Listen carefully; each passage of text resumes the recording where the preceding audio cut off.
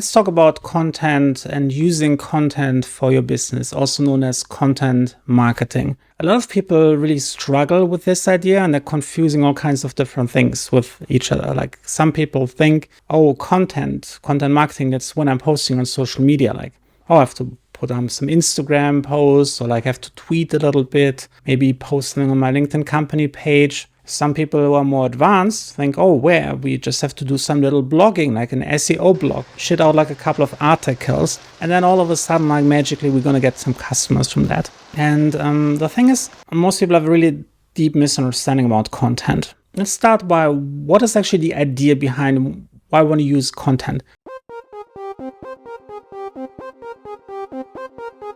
Now, the idea is that you want to create really valuable content, for example, long articles, long videos that would be watched by a potential customer. This is really important. The idea is to give potential customers long form quality content that they want to read and they want to watch. So by actually understanding who your customers are and like understanding all the different topics going on in their life and their business, if you figure this out, you can create really targeted content that is almost exclusively only watched or read by ideal customers and not by anyone else. This is the idea of what you want to get. You want to understand your customers so well that you can create content that you are able to predict this will be something a potential customer will type in this specific key phrase into Google, but nobody else. Because this is really the key of the content marketing. You want to use the content as a segmentation tool. Think about it like this when you want to talk about flavors. Let's say your customers are really into chocolate and the majority of people would be into strawberries. So you want to be careful what kind of content you're creating. You can create, like, for example, a chocolate cake, but you don't want to create content which is about like a chocolate strawberry cake, because then you get like too much mixture into your content. Because like the people might say, hey, okay, I'm a strawberry person, but this might not be someone who would buy from you. So you want to be a purist when it comes to your content, and you want to basically own this entire field. Let's say you were selling chocolate. In this sense, you would want to have an entire chocolate encyclopedia on your website where you talk about everything, every single ingredient going into chocolate, every single type of cocoa bean, every region in the world where you can buy cocoa, the different growing method, the different harvesting method, the different production methods, the different processing methods, the different manufacturers of chocolate, the different things that you can bake with chocolate. Chocolate cakes, chocolate muffins, white chocolate, dark chocolate, bitter chocolate, chocolate with nuts. You might have like an entire block of content about macadamia nuts, hazelnuts, almonds, cashews, whatever different types would work with chocolate. And now the idea is, by basically owning this knowledge online, because you're the only one creating all of this great content, and it's so good and so interconnected that it all starts ranking on Google, that means you're starting to create a content monopoly. No matter what a potential customer might be interested in, no matter what they type in Google, you are almost guaranteed to show up for every single keyword. You owning the niche, you owning all the keywords, you're creating so much content that you're getting indexed for every single keyword. So whenever a potential customer then searches for anything on Google related to his or her business, it's almost guaranteed they will find your website. Nobody can compete with the power of free, because your content is all accessible, you're going to see a lot of different side effects. Like people are going to start sharing this. They might send this to one of their friends who's also working in the same industry. Thought leaders, they might start sharing some of your content. You might get invited to speak about your topic. It puts you into this position where you can build an audience which is broader than your potential customers, basically an audience for all of your customers, all of your competitors' customers, all of your industry's customers. Now, when you get people onto your website, they're going to read the content. They're going to come to the conclusion, wow, that's really good content, really useful, really helpful, really valuable. I learned something. And now I feel like I am able to master things that I wasn't able to master. Now I know more than I knew before.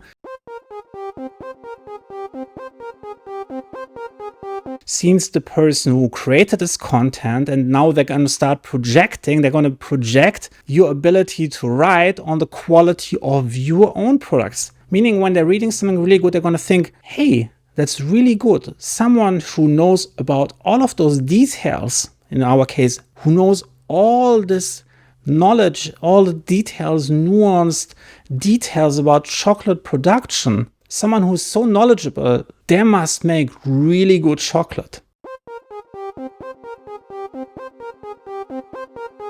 And that's how you can very indirectly build an audience and convert them into customers. Because let's take a blog as an example. There is plenty of space in your sidebar or every couple of paragraphs to insert an advertisement of your own products into your own content. Think about it like this. You invested a good amount of time, created a few hundred articles, really good quality articles. You're owning all the keywords. Your website is basically known as the Wikipedia of chocolate. You're getting 100,000 visitors every month, maybe even 100,000 a day. As your website grows and grows, you're getting all of this traffic, people reading about chocolate, and a small percentage of them will be interested in, let's buy something. Let's check out the store. Curious people. They read the article. They think that's a really cool chocolate pie recipe. Let's click out some of the other recipes. Oh, they're really good too. Let's check out what they have in store. Have like, oh, we have some gift baskets with chocolate, or here's some really good ideas for birthday party gifts, or like a welcome basket for a new employee. This way, you're creating this funnel. There's a big pipe, everyone coming to your website, and then a smaller percentage will check out the different products, a smaller percentage will buy something. Now, if you're really smart, you also capture everyone who's not willing to buy right there and then. This could be, for example, you're having like a newsletter where you say, hey, if you sign up for my newsletter, I'm giving away a free chocolate voucher worth $100 every month. And then you can get people onto your email list and you can tell them about new articles coming out, new recipes coming out, maybe new products you have developed. And then over time, with your weekly newsletter, you can nourish the relationship with all the people that are signed up for it. So you can, even if they didn't buy right there and then, they might buy some other day. And that's the entire content business model. You're creating so much valuable content that you're creating a content monopoly. You're becoming the Wikipedia of your industry. Whatever question any customer of yours, of any of your competitors, of anyone who would buy from your industry could ever ask, you have an answer for it. You're getting everyone to come to your website. And then some people will buy. Those people who don't buy, you try to get as many of them onto your email list as possible. And then you're nurturing them until they're ready to buy. Now, this is just the foundation. If you really want to take this to another level, you're adding additional platforms to the mixture. Like for many B2B businesses, LinkedIn is the best platform to go. This is one of the platforms where you can repurpose all of your content. You can share all the different articles on your company page. You can encourage your employees to share some of those content and to build a powerful network with your customers. This is just like another discoverability feed, how you can get traffic to your website. Now you can, of course, take advantage of LinkedIn's smaller social media posts, like they have text-only content, photo, pictures, videos. They have different polls, different formats that you can use, documents that you can share, and you can recycle and repurpose your content. You can turn an article into, let's say, 50 different social media posts, which have a proven track record on LinkedIn of actually getting preferred by the LinkedIn algorithm. Promote the same article 50 different ways, which drives more traffic to your website, which drives more people to connect to your employees.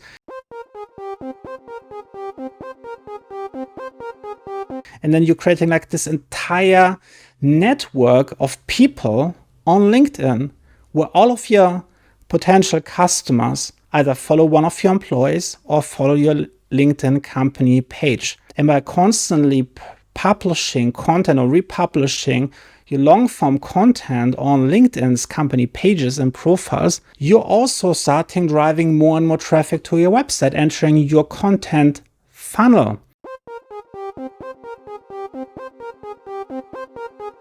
And then if you really want to boost this, you can use all of this data to, for example, retarget people. You can take, hey, who visited the online store, or like who visited this product page at least 3 times in the last 30 days. And you can start a targeted ad campaign on LinkedIn, Facebook, Instagram, whatever platform you want to use. It's really powerful to retarget people who have a demonstrated interest based on specific pages that they have visited on your website, blog, or online store. And honestly, this is the best business model, business marketing method that you can use for any business. It starts out completely for free. All you need is the expertise and the ability to write content. If you don't want to write, do filming, create a YouTube channel, learn how to be good on camera. It sometimes takes 50 to 100 videos until you become really comfortable on camera. It might take 50 to 100 articles until you become a really good writer. But it's free, and every article, every video that you're creating makes you a better content creator. And the more content you're creating, the more interconnected your content becomes, the bigger your monopoly grows. And the funny bit is, with all of those platforms, be this your website and being indexed on Google or having a YouTube channel, the more interconnected your content are, the quicker your content is gonna accelerate. You might have a phase, especially in the beginning, especially if your website is completely new, where you have slow growth. That's because Google or YouTube doesn't know if you have good quality content, and they don't really understand what your content is about. It might just be random topics, what they're assuming. But as you're building your content cluster, it becomes more and more clear that you seem to be an expert in this specific content niche. And because both Google and YouTube have a really good database of like what people like to watch, that makes it so much easier for them to understand, okay, you seem to be in the chocolate niche. I know a lot of people in the chocolate niche. Let's recommend some of your content to those people. It's really powerful. Now, if you're interested in learning more, I put some free resources down in the description and into the comment section. For example, you can download my free LinkedIn hashtag guide. I also put a link to my LinkedIn Accelerator program that shows you how you can build a content foundation business on the LinkedIn platform. If you want to get more videos about content marketing, make sure that you subscribe, turn the notification bell on, and I see you in the next video. Bye.